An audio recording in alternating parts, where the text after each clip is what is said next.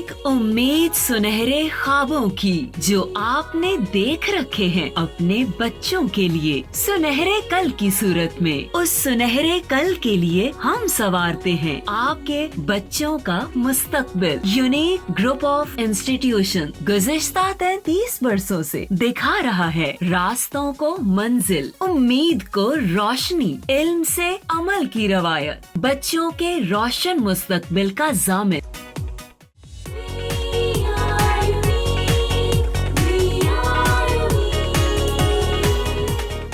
Assalamu alaikum dear students, I am Professor Naila Shabir, your Pak Study teacher for 9th class. I do hope you all are fine, you all are happy at your homes. बहुत सारे students की calls आती हैं and they always say miss school कब खुलेंगे, miss हम कब आएंगे, टीचर हम अपने स्कूल को मिस कर रहे हैं, टीचर हम अपने टीचर्स को बहुत ज़्यादा मिस कर रहे हैं, टीचर हमें मज़ा आता था स्कूल में, अब तो घर में हमारी रूटीन ही ख़राब हो गई है। इस तरह की बातें वो शेयर करते हैं। लेकिन क्या कर सकते हैं, एक ऐसी सिचुएशन है, कोविड-19 एक ऐसी सिचुएशन है जिसमें हम सब जो हैं वो सफ़र कर रहे हैं और हमारी सबसे इम्पॉर्टेंट जो बात है वो डेली रूटीन डिस्टर्ब हुई है। इस रूटीन को, आपकी रूटीन को थोड़ा सा, आपकी जो एक डिस्टर्ब रूटीन है उसको इंगेज करने के लिए ये ऑनलाइन क्लासेस जो हैं वो शुरू की गई हैं और उसी सिलसिले में हमारे जो लेक्चर्स हैं वो चल रहे हैं। आज जो मैं बात लेक्चर के स्टार्ट में करना चाहूँगी वो बात ये है कि बेटा आप पढ़ाई भी कर रहे हैं, मैंने जैसे लास्ट लेक्चर में आपसे कहा था कि आप अपनी क्रिएटिव जो स्किल्स हैं उनको थोड़ा सा पॉलिश करें, इन्हेंस करें। इसके साथ साथ एक जो बात आज मैं करना चाहूँगी वो ये है कि रीडिंग हैबिट डेवलप करें अपने अंदर। आप लोग बच्चे जो हैं इंटरनेट ब्राउजिंग बहुत ज़्यादा करते हैं, आप इंटरनेट चलाना आता है, समझ आता है आपको, ठीक है। क्योंकि आज बहुत पहले टाइम जो होता था बुक्स होती थी, लोग लाइब्रेरी विज़िट किया करते थे। नाउ अब आपके एक टच पे जो है बुक्स मौजूद होती हैं, ई बुक्स, आप उनको रीड आउट कर सकते हैं।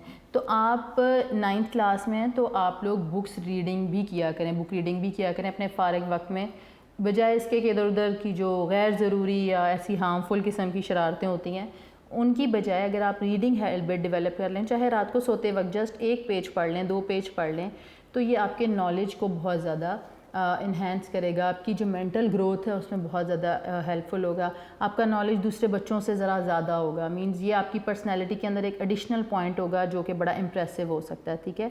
So what you need to do, you need to develop reading habit on daily basis. अगर डेली बेसिस पे नहीं कर सकते तो वंस इन अ वीक ज़रूर करें।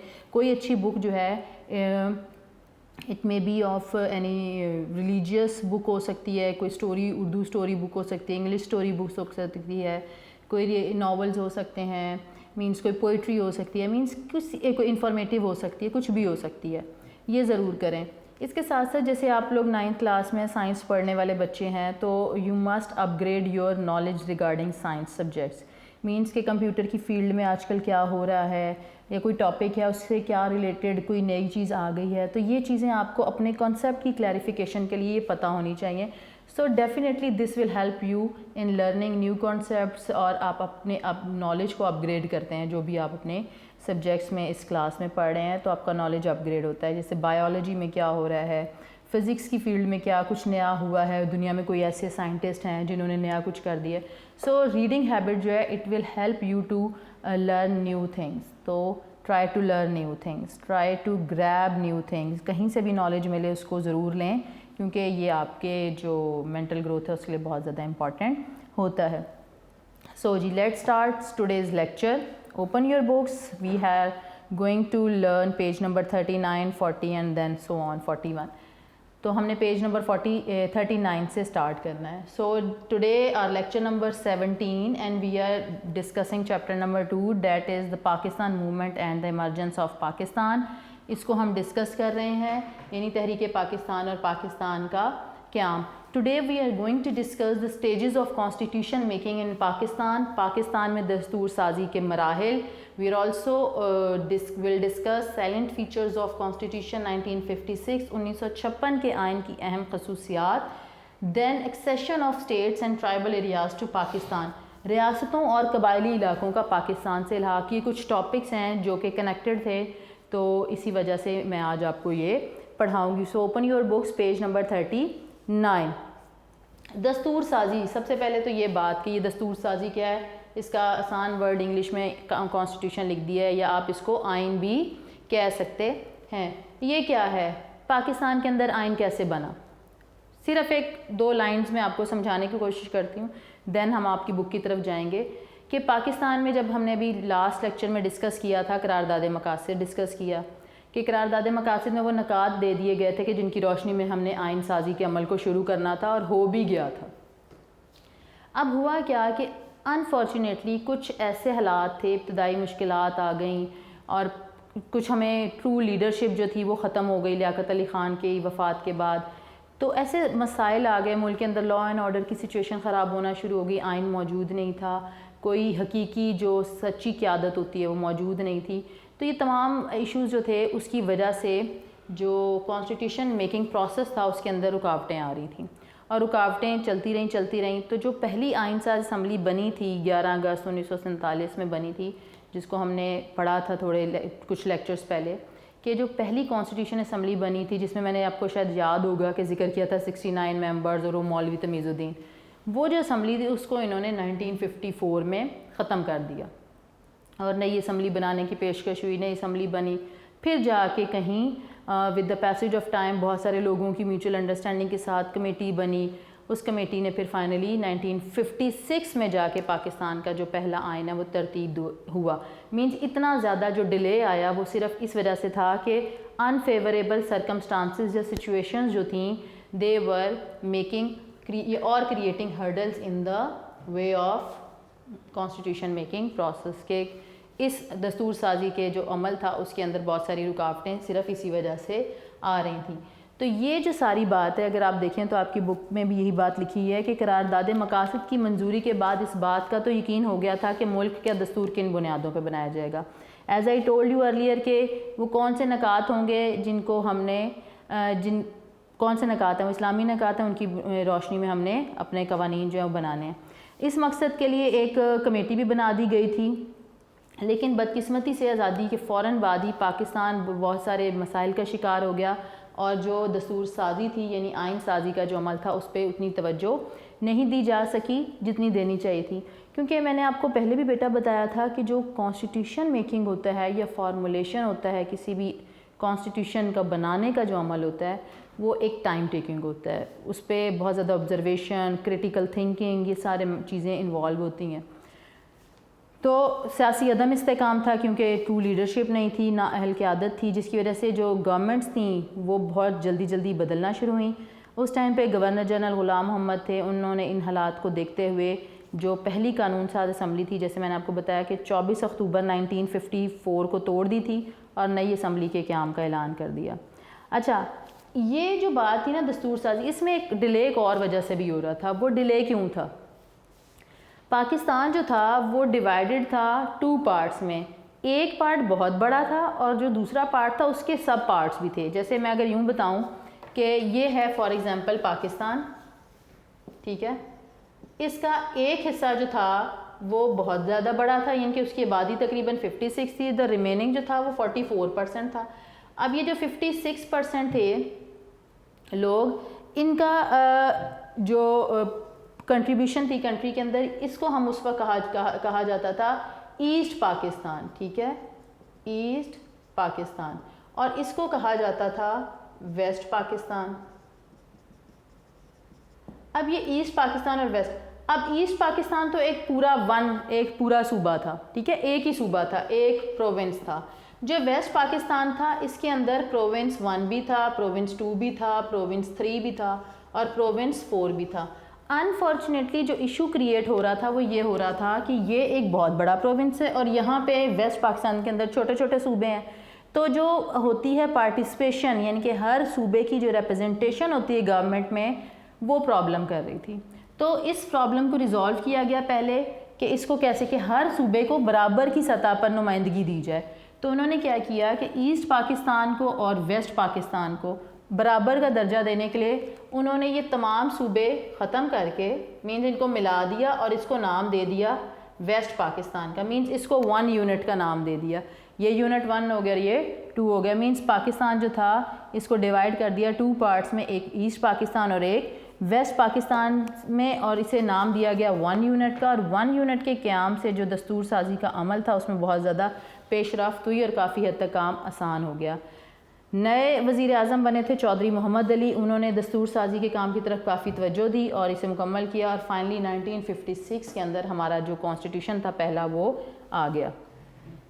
اب ہم اس کانسٹیٹیوشن کے جو اہم خصوصیات ہیں، سیلنٹ فیچرز ہیں، ان کو ڈسکس کریں گے، ٹھیک ہے؟ تو آپ کی بک میں ہی موجود ہیں، انہی کو پوائنٹس کو میں یہاں سے ریڈ آؤٹ کر کے بتاؤں گی۔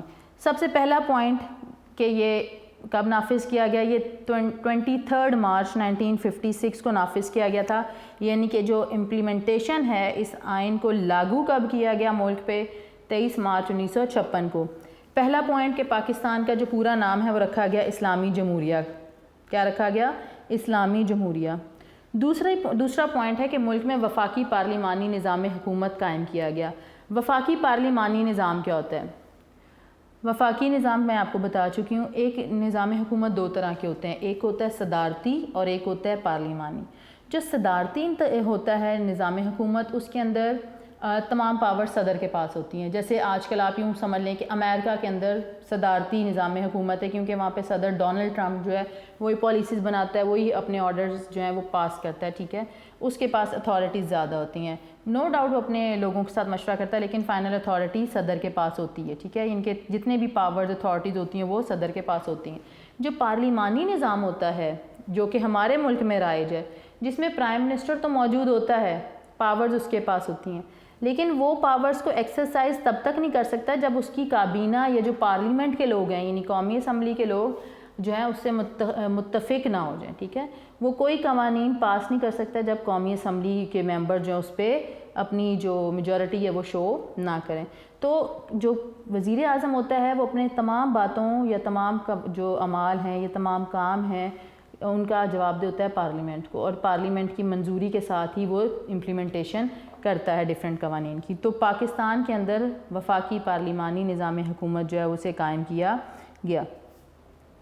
نیکسٹ پوائنٹ ہے کہ جی آئین میں اللہ تعالیٰ کی حاکمیت کی بات کی گئی، اختیارات کا عوامی نمائندوں کے ذریعے استعمال کی بات کی گئی، قرآن و سنت کے مطابق زندگی گزارنے کا ماحول فراہم کرنے کی بات کی، اور ساتھ ساتھ اقلیتوں کو مذہبی تحفظ، مذہبی آزادی جو ہے وہ دینے کا اعلان کیا گیا۔ نیکسٹ پوائنٹ ہے کہ آئین کے اندر اس بات کی نشاندہی گئی کہ شہریوں کو بہتر زندگی بسر کرنے اور اپنی صلاحیتوں کے اظہار کے لیے مکمل شہری حقوق فراہم کیے جائیں گے، کہ تمام شہری جو ہیں وہ برابر ہیں، ان کے حقوق برابر ہیں، اور ہر ممکن کوشش کی جائے گی کہ ہر شہری کو اس کا حق جو ہے طے شدہ جو آئین میں موجود ہے وہ اس کو ملے۔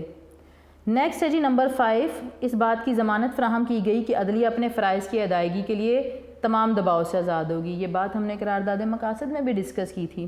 اور اعلیٰ عدالتوں کے ججوں کو ملازمت کا تحفظ دیا جائے گا، مینز یہ کہ جاب شیورٹی ہوگی، ایسے نہیں کہ کسی کے دباؤ میں آ کے ہم کسی جج کو فارغ کر دیں، نہیں، بلکہ عدلیہ کو یہ یقین دہانی کرائی گئی کہ عدلیہ جو ہے وہ آزاد ہوگی، ججز بغیر کسی خوف کے، کسی دباؤ کے یا کسی لالچ کے فیصلے کر سکیں گے، اور ان کو جاب سیکیورٹی جو ہے وہ پرووائڈ کی جائے گی۔ یہ اس کے اندر بات کی گئی تھی کہ ججز shall have the security of their services.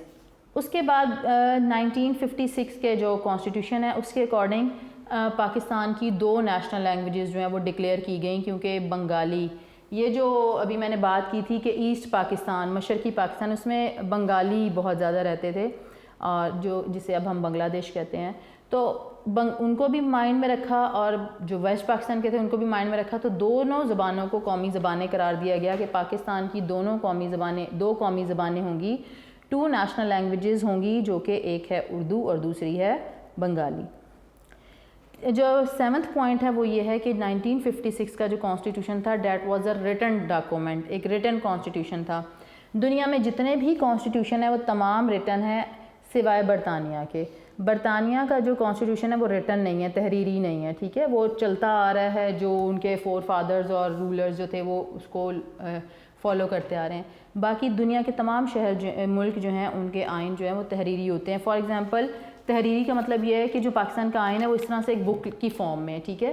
اور اس بک کے ریٹن ہے، ظاہر ہے یہ ریٹن ہے۔ جیسے اس بک کے اندر ہم نے چیپٹرز کی ڈویژن کی ہے، ان کے اندر ٹاپکس کی ڈویژن ہے، پھر ٹاپک کے اندر ہیڈنگز ہیں، اسی طرح کانسٹیٹیوشن جو ہے وہ ایک ریٹن ڈاکومنٹ ہے۔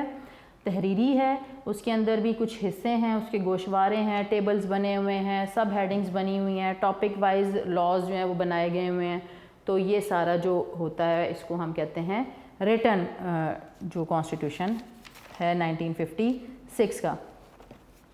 اچھا اب بات کرتے ہیں کہ یہ جو آئین ہے 1956 کا، اس کے اندر کیا ہوا ایسا کہ اس کو منسوخ کر دیا گیا، اس کو ایبروگیٹ کر دیا گیا. کیوں ایبروگیٹ کیا گیا؟ اس کی ایبروگیشن کے پیچھے کیا ریزن تھی؟ ایبروگیشن کے پیچھے ریزن یہ تھی کہ چونکہ یہ 9 سال کی محنت کے بعد بنا تھا، ایک کوشش یہ کی گئی تھی کہ اس کے اندر تمام جو بھی پہلو ہیں میٹر ہیں اسٹیٹ کے ان سب کو کور کیا جا سکے. بٹ انفارچونیٹلی کچھ ایسے ایشوز آ گئے، انٹرنل ڈسٹربنس آ گئی ملک کے اندر، جس کی وجہ سے یہ کانسٹیٹیوشن جو ہے وہ بہت زیادہ عرصے تک امپلیمنٹ نہیں رہ سکا. صرف 2 years 7 months یہ امپلیمنٹ رہا اور اس کے بعد اس کو ختم کر دیا گیا، ملک میں مارشل لاء لگ گیا. ہوا کیا کہ 1956 میں کا جو آئین تھا 9 سال کی انتھک محنت اور کوششوں کے بعد منظور ہوا تھا، لیکن پاکستان کے کچھ مخصوص حالات تھے. سیاستدانوں کی باہمی چپکلش مینز ان کی جو آپس کی ناراضگی تھی، اختلافات تھے، پولیٹیشنز کے جو میوچل ڈفرینسز تھے، ٹھیک ہے، کنفلکٹس تھے، وہ جمہوری اداروں میں فوج اور بیوروکریسی کی بیجا مینز کہ بہت زیادہ انٹرونشن تھی، مداخلت تھی آرمی کی اور بیوروکریسی کی ان ڈیموکریٹک انسٹیٹیوشن. ان کے جو ملک کے ادارے تھے جہاں پہ فوج کا کوئی کردار نہیں ہے، اس کو وہاں پہ اتنی انوالومنٹ نہیں شو کرنی چاہیے، یا بیوروکریٹس کا وہاں پہ کوئی رول نہیں ہے، تو وہ بہت زیادہ اپنے آپ کو اثر و رسوخ استعمال کرتے تھے اور وہاں کے معاملات میں دخل اندازی کرتے تھے. پھر کوئی بہت ہی زیادہ ٹرو یا ہائی فائی جو لیڈرشپ تھی وہ موجود نہیں تھی.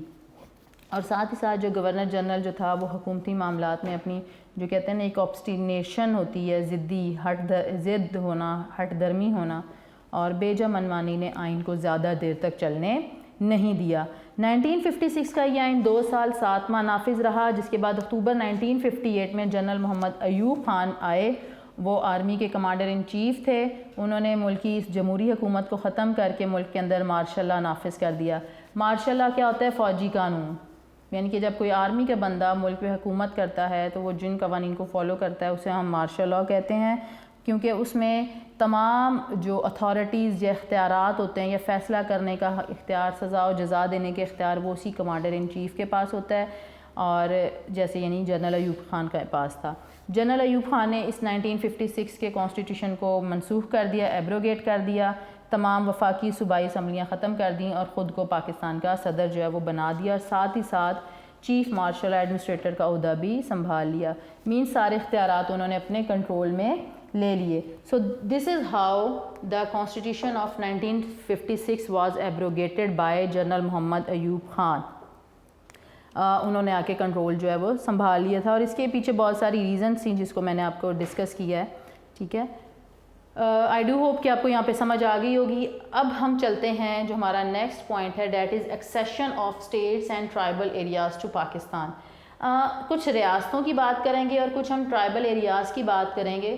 قبائلی علاقوں اور ریاستوں کا پاکستان سے الحاق کا مطلب ہوتا ہے جڑنا، انکلوژن، کسی کے ساتھ شامل ہو جانا، جڑ جانا. ٹھیک ہے، سو ایکسیشن آف اسٹیٹس، ریاستوں کا الحاق کس کے ساتھ؟ پاکستان کے ساتھ. کچھ قبائلی علاقوں کا الحاق پاکستان کے ساتھ. اب ہم نے یہ دیکھنا ہے کہ جو ڈویژن تو ہو گئی تھی، اس کے بعد بھی کچھ پروسیس میں تھیں چیزیں جو کہ لیٹر آن ریاستیں فیصلہ کر رہی تھیں کہ ہم نے پاکستان کے ساتھ شامل ہونا ہے یا ہم نے انڈیا کے ساتھ شامل ہونا ہے. تو ان ریاستوں کے بارے میں ہم بات کریں گے. میں نے غالباً اپنے پرانے لیکچر میں یہ ڈسکس کیا تھا کہ پاکستان جو انڈیا تھا اس کے اندر تقریباً 600 کے لگ بھگ یا 635 یہ ڈفرینٹ فگرز ہیں، لیکن آپ کی بک میں چونکہ 600 ہے، 600 ہے، ہم اسی کو فالو کریں گے. سو 600 دیسی ریاستیں یعنی پرنسلی اسٹیٹس تھیں، ایسی ریاستیں جن کو کوئی مہاراجہ، راجہ یا جو کہہ لیں کہ نواب جو ہیں وہ اون کرتے ہیں، وہ ان کی ملکیت ہوتے ہیں. تو اکثر آپ نا انڈیا کے ڈراموں میں یہ زیادہ چیزیں دیکھتے ہوگے کہ وہاں پہ وہ جو کوئی ریاست ہے اس کا کوئی راجہ حکمران ہے یا مہاراجہ ہے، ان کی وجہ لانگ سٹوریز چلتی رہتی ہیں. تو اس طرح سے راجہ مہاراجہ جو ہوتے ہیں وہ ریاستوں پہ حکومت کرتے تھے، اور تقریباً 600 کے لگ بھگ یہ دیسی ریاستیں یا پرنسلی اسٹیٹس جو تھیں پریزنٹ تھیں سب کانٹیننٹ میں. اور ان کو یہ آپشن دیا گیا تھا کہ اگر وہ پاکستان کے ساتھ جانا چاہتے ہیں، وہ اپنا ایکسیشن پاکستان کے ساتھ کرنا چاہتے ہیں، پاکستان کے ساتھ کر لیں، انڈیا کے ساتھ کرنا چاہتے ہیں تو انڈیا کے ساتھ کر لیں. اور ان ریاستوں میں سے جو کچھ امپورٹنٹ تھیں انہوں نے کیا فیصلے کیے. بہت ساری ریاستوں نے پاکستان کے ساتھ شامل ہونا چاہا، بہت ساری ریاستوں کا کوئی فیصلہ نہ ہو سکا، اور بہت ساری ریاستیں جو تھیں وہ انڈیا کے ساتھ شامل ہو گئیں. سب سے پہلے بات کرتے ہیں ریاست جموں اینڈ کشمیر کی. ریاست جموں اینڈ کشمیر، میں نے پہلے بھی بتایا تھا کہ ریاست جموں اینڈ کشمیر ایک ایسی ریاست تھی جس میں 80% لوگ جو تھے وہ مسلمان تھے. 80% of population of Kashmir was Muslim, but their raja was Hindu. Dogra raja Hari Singh اس کا نام تھا، اور اس نے کیا کیا کہ جب یہ ایکسیشنز اور ان کی بات شروع ہوئی ڈویژن کی، تو اس نے یہ سوچا کہ اگر یہ میرے تو آبادی، میری رعایا تو مسلمان ہے، ڈیفینیٹلی یہ تو پاکستان کے ساتھ مل جائیں گے، تو مجھے تو لاس ہو جائے گا کیونکہ میری اتنی بڑی ریاست ہے اور میں اس پہ حکمرانی کرتا ہوں، تو میرے ہاتھ تو کچھ نہیں آئے گا. تو اس نے لالچ میں آ کے، اور ظاہر سی بات ہے چونکہ وہ ہندو تھا تو اس کی جو سمپتھیز تھیں وہ انڈین گورنمنٹ کے ساتھ تھیں، تو اس نے کشمیر کو انڈین گورنمنٹ کو بیچ دیا تقریباً 75 لاکھ میں. اس زمانے کے 75 لاکھ بہت زیادہ تھے، اور بیچ دیا. اور جب بیچ دیا تو انڈین آرمی نے اس پہ اپنی فوجیں داخل کر کے اس پہ قبضہ کر لیا. اور میں نے پہلے، ہم نے جب ارلی پرابلم ڈسکس کر رہے تھے and we were discussing Radcliffe award, تو اس میں ہم نے یہ بھی پڑھا تھا کہ ریڈ کلف ایوارڈ میں جو کچھ تحصیلیں تھیں گرداسپور کی، یہ تحصیل جو تھی، یہ ڈسٹرکٹ جو تھا، اس کی 3 تحصیلیں جو تھی وہ انڈیا کو دے دی گئیں، حالانکہ مسلمان بستے تھے یہاں پہ. جب انڈیا کو دی گئیں تو India got direct access to Kashmir, وہ ڈائریکٹ اسے رسائی مل گئی کشمیر کے پہ پہنچنے کی. تو جب کشمیر تک رسائی ملی تو وہاں پہ فوجیں داخل ہو گئیں اور وہاں پہ انہوں نے قبضہ کر لیا. اس وقت مجاہدین جو تھے، انہوں نے، کشمیری مجاہدین، انہوں نے جہاد کا اعلان کیا، اور انہوں نے اپنی کوششوں سے کشمیر جو تھا وہ تقریباً 1/3 پارٹ، 1/3 حصہ کشمیر کا آزاد کرا لیا، جسے ہم آزاد کشمیر کہتے ہیں، اس کو حاصل کر لیا. اب اس مسئلے کو لے کے انڈیا جو ہے وہ چلا گیا یونائٹڈ نیشن، اقوام متحدہ میں، سلامتی کونسل میں یہ مسئلہ لے گیا کہ جی پاکستان، الزام کیا لگایا انہوں نے؟ الزام یہ لگایا پاکستان پہ کہ پاکستان نے کشمیر پہ حملہ کیا ہے، کشمیر ہمارا اٹوٹ انگ ہے، اٹوٹ انگ مینز انٹیگرل پارٹ ہے، بڑا لازمی حصہ ہے ہمارا، اور کشمیر پہ حملہ جو ہے وہ اس کا مطلب ہے وہ انڈیا پہ حملہ ہے. انہوں نے سلامتی کونسل کو یہ سٹیٹمنٹ دی. سلامتی کونسل نے بلایا پاکستان کو اور پاکستان سے اس کا پوائنٹ آف ویو پوچھا، تو پاکستان نے کلیئرلی یہ کہا کہ سب سے پہلے بات یہ کہ who the hell is Hindu Raja to decide about the future of Kashmiri people, because they are Muslim and they have right to choice to access, to get accession with Pakistan اور India. Means ان کو یہ opinion ہونی چاہیے کہ وہ کس nation کو یا کس کنٹری کو جوائن کرنا چاہتے ہیں، کس کے ساتھ جانا چاہتے ہیں. سو یہ تو فیوچر ہے کشمیری پیپل کا، تو دے مسٹ ہیو رائٹ، تو انہیں رائٹ ملنا چاہیے. سلامتی کونسل کو یہ بات سمجھ آئی اور انہوں نے ڈائلاگس پہ بات کی. انہوں نے کہا کہ جنگ بند کی جائے، جو بارڈر پہ تھوڑی بہت جھڑپ ہو رہی اس کو ختم کیا جائے. سلامتی کونسل نے آ کے اسے مانیٹر بھی کیا اور کہا کہ جی کشمیر میں ریفرینڈم ہوگا، لیکن وہاں پہ ریفرینڈم نہیں کروایا جا سکا.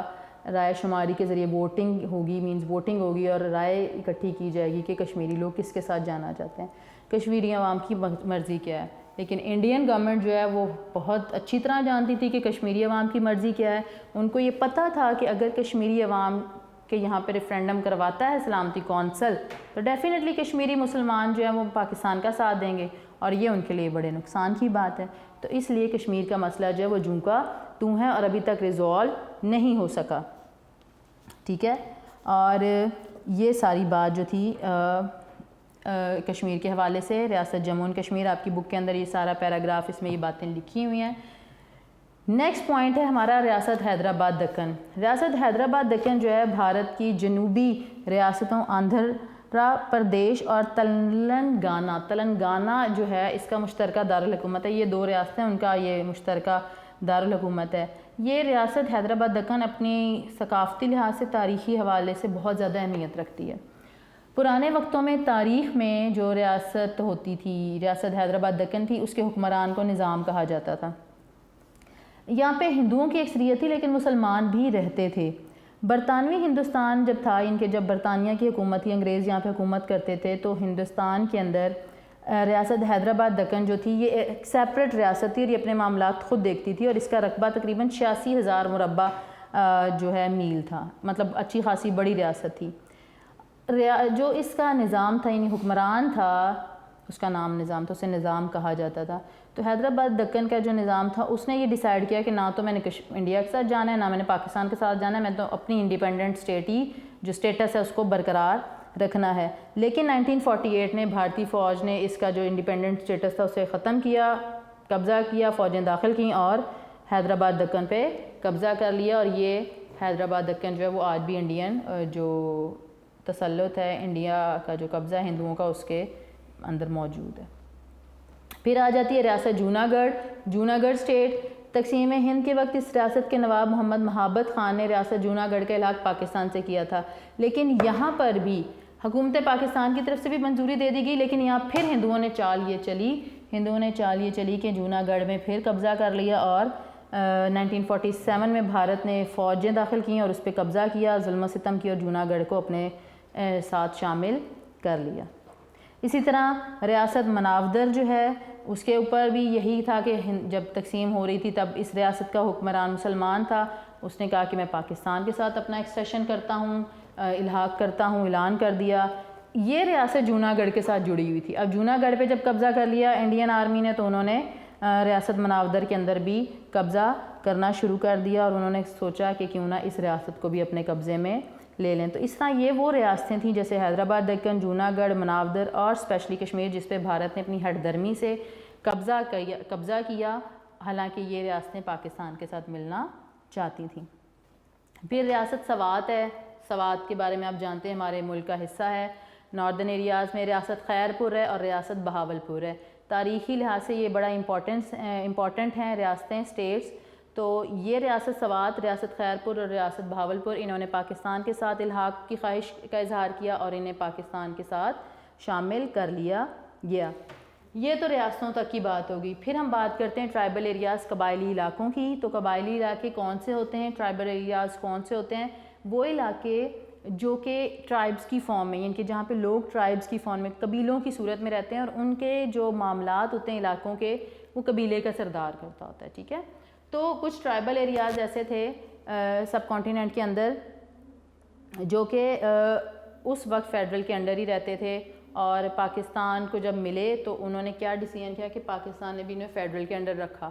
ڈائریکٹ ایکسیس نہیں تھا، گورنمنٹ ڈائریکٹ انٹرونشن نہیں شو کر سکتی تھی ٹرائبل ایریاز کو، کیونکہ وہاں کے جو ٹرائبل ایریاز تھے وہاں پہ جرگے ہوتے تھے اور قبائل مل کے فیصلہ کرتے تھے اپنے علاقے کی بہتری کے لیے۔ تو یہ جو قبائلی علاقے تھے یہ تقریباً 27,220 مربع کلومیٹر 27,220 اسکوائر کلومیٹر تک یہ پھیلے ہوئے تھے، اور پاکستان کے بننے کے اعلان کے بعد قبائلی علاقہ جات جو کہ چاروں صوبوں میں علیحدہ حیثیت رکھتے تھے وفاق کے زیر انتظام رہے، یعنی کہ فیڈرل، انہیں نا فاٹا بھی بولا جاتا تھا، فیڈرلی ایڈمنسٹریٹو ٹرائبل ایریاز، اور پاٹا بھی بولا جاتا تھا، PATA۔ میں یہاں پہ لکھ دیتی ہوں کہ ان ٹرائبل ایریاز کو جو کہا جاتا تھا فاٹا، یعنی کہ فیڈرلی ایڈمنسٹریٹو ٹرائبل ایریاز، اور دوسری طرف پاٹا بولا جاتا تھا پروونشنل ایڈمنسٹریٹو ٹرائبل ایریاز۔ اس کا مطلب کیا تھا کہ کچھ صوبوں کے ساتھ جڑے ہوئے تھے اور کچھ کا انتظام جو تھا وہ وفاق کے پاس تھا۔